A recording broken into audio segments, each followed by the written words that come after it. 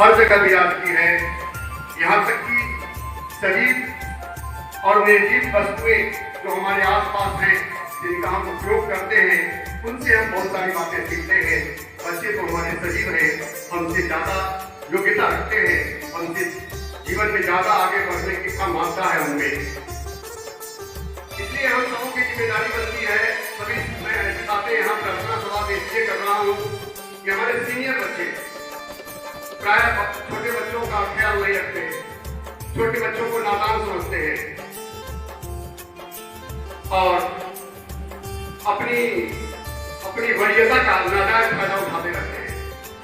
मैं एक बार फिर उन लोगों को बताना चाहता हूँ कि छोटे बच्चों के लिए वे रोल मॉडल हैं, उसी तरह जिस तरह हम उनके लिए रोल मॉडल हैं। इसलिए हम सबों की यह जिम्मेदारी बनती है कि विद्यालय का जो नियम है, उन नियमों का पालन करें।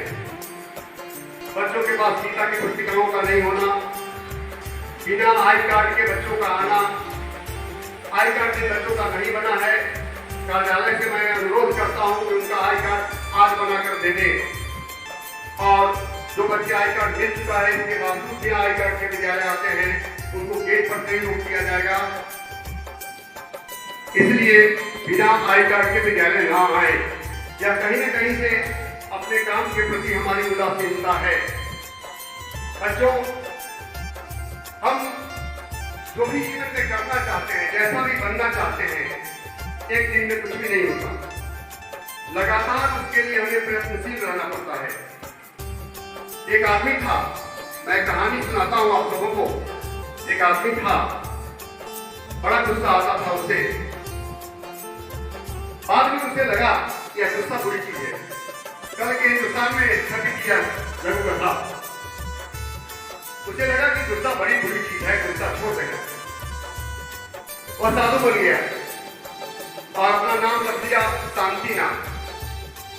बहुत अशांत रहता था, बहुत गुस्से में रहता था। गुस्से में रहने वाला व्यक्ति अशांत होता है। और हम लोग जो बच्चों पर गुस्सा करते हैं, वो हमारा बनावटी गुस्सा होता है। बच्चों को सही रास्ते पर लाने के लिए हम दिखावा करते हैं। भीतर से बच्चों के प्रति हम बड़े ही कोमल होते हैं। हमारी कोमलता बच्चों को डांटने के लिए हमें बातें करते हैं। मैं देखता हूं कि ड्रम बजाने वाले बच्चे, उनके ड्रम की आवाज पर बच्चे अपना स्वर निकालते हैं। और प्रार्थना सभा जब चल रही होती है तो बहुत ही स्थिर नहीं होते। प्रार्थना सभा से बाहर ड्रम बजाने के लिए खड़े वे अपने आप को से अलग समझते हैं, नियमों से अलग समझते हैं। उनको भी संयत होना चाहिए, क्योंकि वे सीनियर हैं, जूनियर उनसे सीखते।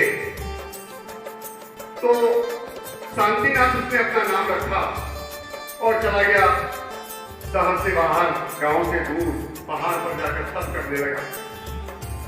उसका एक मित्र खोजते खोजते एक दिन उसके यहाँ पहुंचा और सोचा कि वास्तव में इसका गुस्सा समाप्त हो गया है कि नहीं, देखे। उससे पूछा, महाराज आपका नाम क्या है? बाकी मेरा नाम शांतिनाथ है। कुछ देर बातें हुई, फिर उसने पूछा, महाराज मैं भूल गया आपका नाम। फिर उसने कहा कि मेरा नाम शांतिनाथ है, मैंने एक बार बता दिया ना। फिर उसको लगा, कुछ देर बातें हुई, कुछ देर बैठा रहा और शांतिनाथ ध्यानस्थ रहा। उसके बाद में बैठा रहा ताकि महाराज गलती हो गई, फिर मैं आपका नाम भूल गया। और अब शांतिनाथ को गुस्सा आ गया और शांतिनाथ ने डंडा उठाया। बार बार तुम नाम पूछ कर मुझे चिढ़ाते हो। और वो भागा वहां से, कहा कि मैंने देख लिया कि आप कितने शांतिनाथ बन गए। तो हर बार जब कभी हमको गुस्सा आता है, जब हम बहुत परेशान होते हैं, तो हम सोचते हैं कि गुस्सा नहीं करेंगे, लेकिन हर बार बात वही की वही रह जाती है। उसके लिए लगातार प्रयास करने की जरूरत पड़ती है। मैंने यह कहानी इसलिए सुनाई, ये छोटी सी बात है।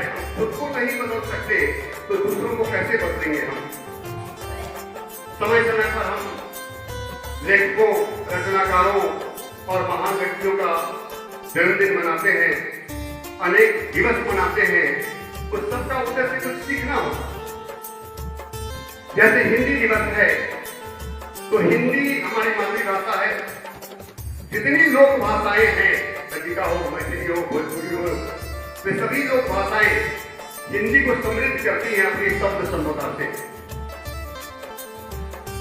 हिंदी दिवस मनाने का मतलब ऐसा नहीं है कि हिंदी की दुर्दशा है इसलिए हिंदी दिवस हम मनाएं। हिंदी दिवस मनाने का मतलब यह है हिंदी हमारी मातृभाषा है और भारतेंदु हरिश्चंद्र ने कहा कि निज भाषा उन्नति है सब उन्नति को मूल, निज भाषा उन्नति बिना मिले नहीं है बिल्कुल। हमारी अभिव्यक्ति अच्छी होती है अपनी मातृभाषा में और मातृभाषा अगर हमारी अच्छी है तो हम कोई भी बात बड़ी आसानी से दूसरों तक पहुंचा सकते हैं।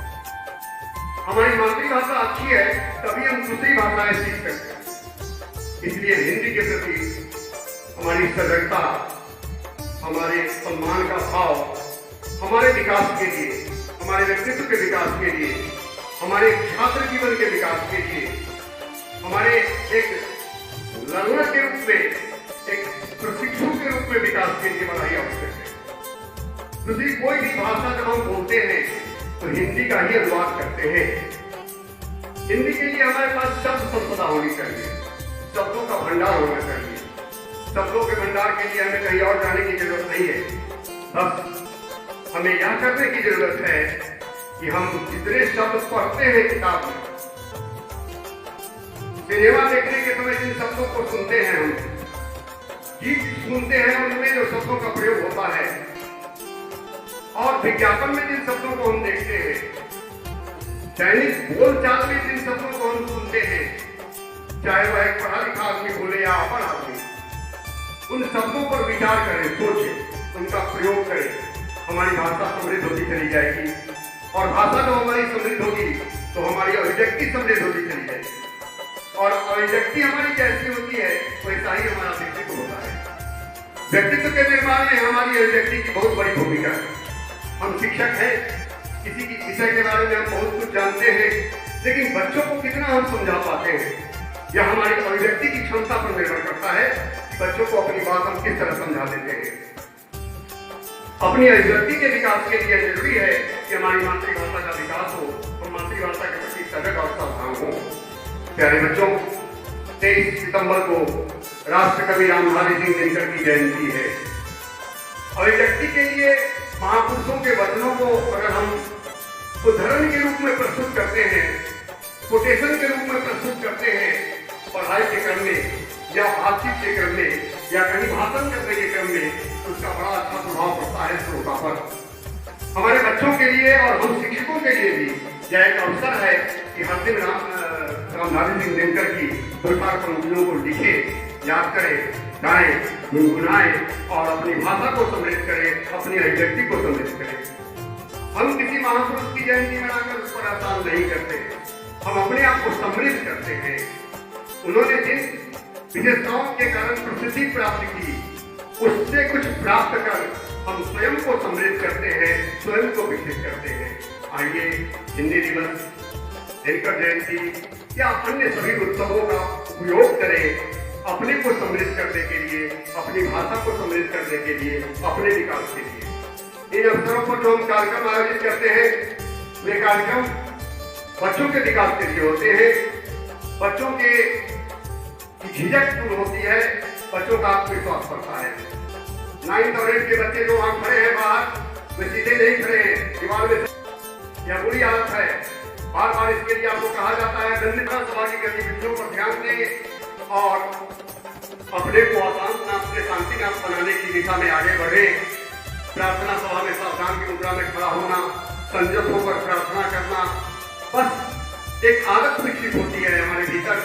विद्यालय परिसर में आते ही अपने को संगत कर लेना, शिक्षक और अपने साथियों के साथ आदान प्रदान करना, गुड मॉर्निंग, यह एक अच्छी आदत है। इससे हमारा व्यक्तित्व समृद्ध होता है।